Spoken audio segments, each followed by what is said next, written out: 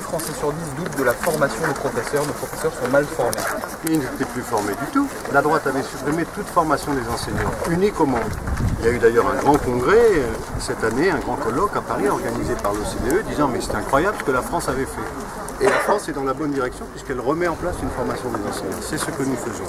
Vous savez, sur les 60 000 postes dont on parle, la création de ces postes dans l'éducation nationale, c'est 27 000 postes qui sont consacrés à la formation.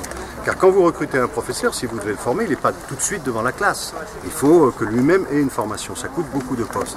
Donc tout cet effort qu'on demande à toute la nation, c'est pour la formation des professeurs. Tous les spécialistes de l'enseignement savent que le facteur le plus efficace pour la réussite des élèves, c'est des professeurs bien formés. C'est ce qu'on appelle l'effet maître. Alors imaginez, non seulement la droite avait fait la semaine de 4 jours, ça n'existe dans aucun autre pays du monde. Ils avaient supprimé la formation des enseignants, ils avaient supprimé 80 000 postes. Nous sommes aujourd'hui dans la réparation et la reconstruction de cette école. Ça commence effectivement par la formation des professeurs. Sur la réforme des rythmes scolaires, tout le monde n'est pas sur la même longueur d'onde, notamment des activités périscolaires qui mettent du temps à se mettre en place. Certains les qualifient de simple garderie, ces activités périscolaires. Qu'est-ce que vous répondez? D'abord, je suis très heureux que les gens se soucient aujourd'hui de ce que font les élèves en dehors du temps de classe. Ils ont le même temps de classe qu'avant. Avant, personne ne se souciait de ce qui se passait, surtout pour les enfants des milieux les plus modestes. Par exemple, le mercredi matin, il n'y avait que 20% qui allaient en centre aéré et c'était payant.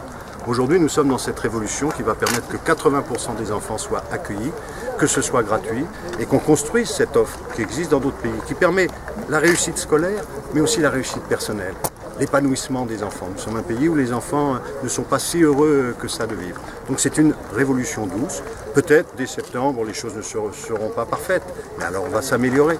Il ne faut pas non plus dans ce pays, quand on marche dans la bonne direction, que l'on soit inquiet de faire un faux pas un jour.